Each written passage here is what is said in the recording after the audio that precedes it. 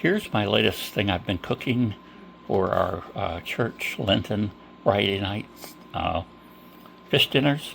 I've been making pecan pies. I'll tell you, this is the third one. I love these pies, but I don't think I'll ever make another one for myself. They are like 550 calories a slice. That's a lot. And you figure, you put that with ice cream maybe or something, you are looking at a sugar bomb. So these shouldn't be called pecan pies. They should be called sugar pies, pecan flavored. Hi, Mike Kennedy with you. Some ingredients for some future cooking projects. We've got organic masa harina. That's how you say it. This is basically a corn flour, but it's been cooked in with lime and water to change the flavor, and it actually makes it more nutritious. So I've got a tortilla press. I got it at a yard sale. Just finally getting around to thinking about doing it. And then another project here, French fries, right? Well, I did some little research on it. Just, okay, what's the best? What's the best? So the best oil, a lot of people think to cook your French fries is in peanut oil. And why is it peanut oil? Well, peanut oil has a very high burn point, so you can get the oil really hot. Now, you don't actually, you want things to cook in oil, but you don't want them to absorb too much oil. Well, evidently, how hot the oil is helps determine that. The hotter the oil is, the less it's going to tend to be absorbed in. And then, along with that, peanut oil, that's expensive. That's like $8. I'm doing it in a pan because I don't have a deep fryer, and I don't want to buy a deep fryer because then I'll start eating all kinds of fried food. But unflavored gelatin, we can take used oil and clean it with gelatin.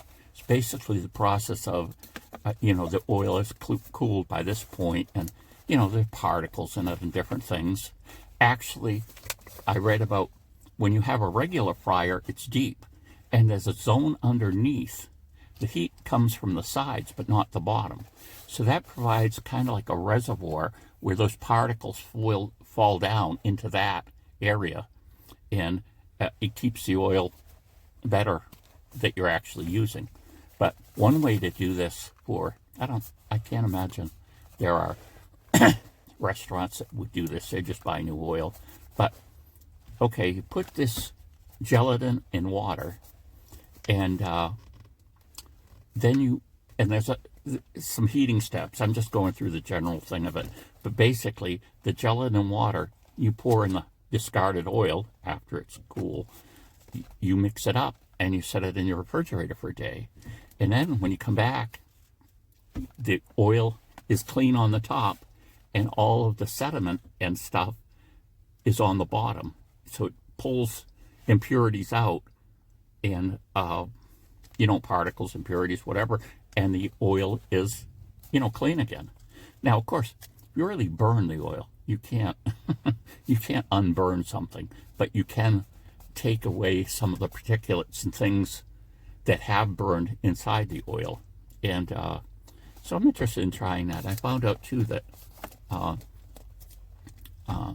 battering something creates more particles than maybe just, definitely more than just putting something in uncovered. But, sometimes there might be some certain type of other coating that you would put on your whatever you're cooking first. So, and then I read too, and I didn't have to buy this because I have some at home, is that you can use vodka to make your fried foods come out a lot more crispy. And that has something to do with this. There's this big interaction. You drop the French fry in or whatever you've got, and this might apply more to battered or dipped type things, but so you have this big reaction that comes on with this oil. Of course, it's hot. It's hitting it, but it kind of evaporates the water. When the water, the bubbles you see, that's kind of the water escaping from at least the outside of the the French fry, and evidently, if you have some vodka involved, that the that happens quicker, so that and more completely, so the outside of an item will be actually crisper. So I'm going to try that, not with soda. I do have some vodka at home. So anyway, that's what's coming up for in cooking experiments. And I'm thinking too of the tortilla press is making small pizzas with it too.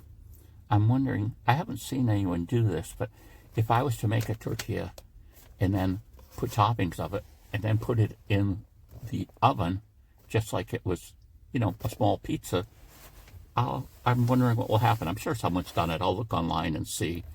It's amazing how, if you think you have an idea, that, then you go to it.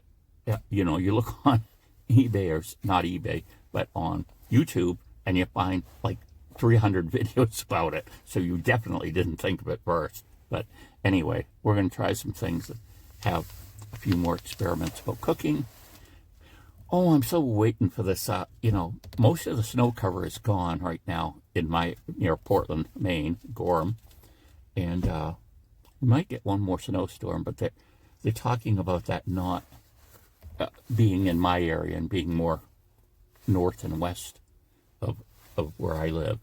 But I'm really looking forward to getting back out, walking the trails, foraging for plants and mushrooms. And I hope to do some different things too like that. And we'll see what happens. But that's what I'm planning to do. Bye.